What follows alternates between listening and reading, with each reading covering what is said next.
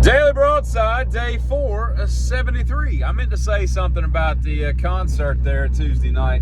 I'll never understand, and I've said this before, but it bears repeating. I'll never understand what it is about people that makes them go to a show or anything like that and just want to stand up and dance and move around, or just stand, just in general. Man, sit your ass down. I've been standing all week. I've been doing stuff. I just want to relax, watch something, you know? It sounds the same from down here. Well, the other day, we're at this show, right? And it was not a packed house by any stretch of the imagination, probably because it was the 4th of July and it was not a popular band by relatively speaking. And so we're sitting there and we're on like almost the back row of one of the side sections, which the place ain't that big. It holds like 5,000 people or something. I mean, there's no real bad seats, but so we're sitting there and 2 rows in front of us, directly in front of my buddy Teeter.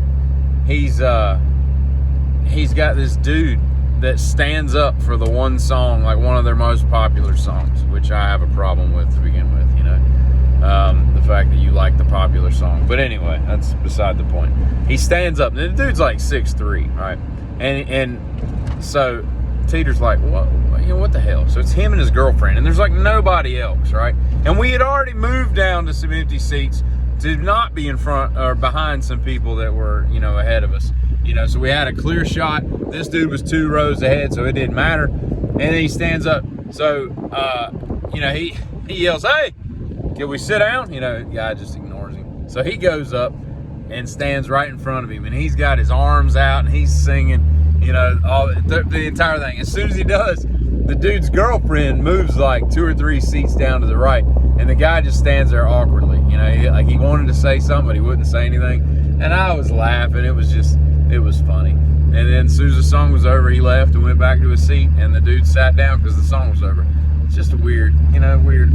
I went to a weird rabbit hole this morning. I had no idea that there were so many people in this country that were against rent, the concept of rent, you know, landlords basically. They think that landlords are like the epitome of evil. And I get it, man. I don't think renting is a wise move. There are some people that just don't want to own anything. They would just soon rent their entire life. I find that weird.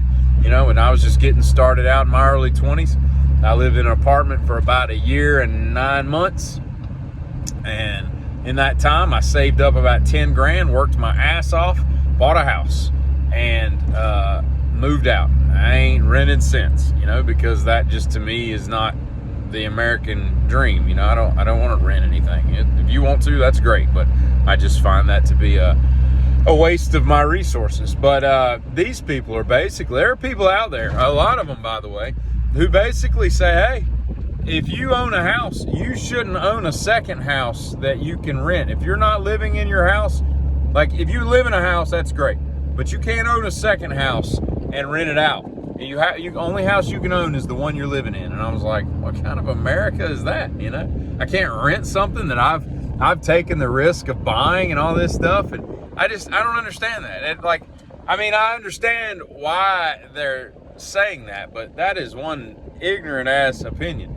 And they're basically saying that the government should provide, you know, housing is a right, and, you know, you should just be provided, you know, a sustainably cost-effective way to live.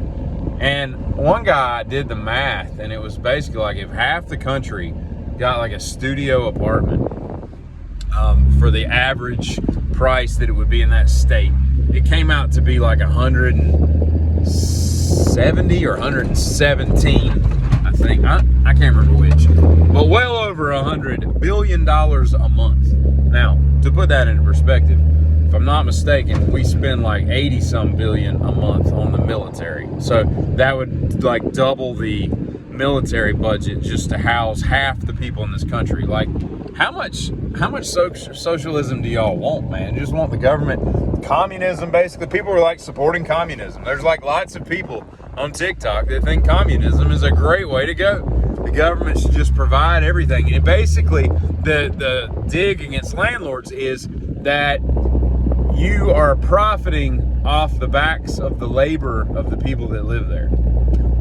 And I'm like, well, that's the point of every business. If I open a hot dog stand You know, it's the same thing. You know, I'm going to take your money, and you worked for it. You know, you spent laborious hours making that money, and I'm just going to take it to put in my hot dog coffers. I don't understand it at all. You know, I should be able to buy all the damn property I want. You know, if I want to buy property and rent it to people. Now, I will say that rent is too damn high, as one presidential candidate said at one point.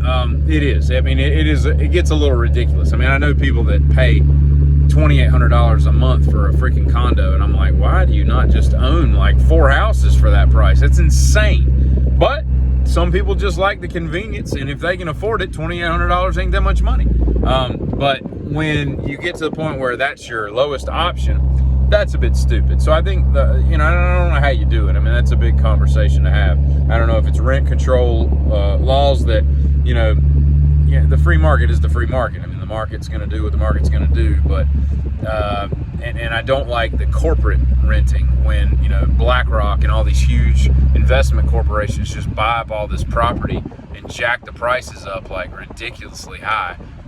I have some issues with that. I take some umbrage with that, but I still don't have a problem with them buying property. It's the gouging that should be the solvable problem, not the fact that they can buy property. Because these people were basically saying that no entity or company or anything like that should ever own property for rent. I don't get that. You know, I don't know. I think that's a dangerous, slippery slope. And I'll tell you this, on a completely lighter note, we've been talking about it for years, but me and my couple buddies are we got some Corey Feldman tickets in September in Virginia, as they call it. And not only that, but we're springing for the backstage passes.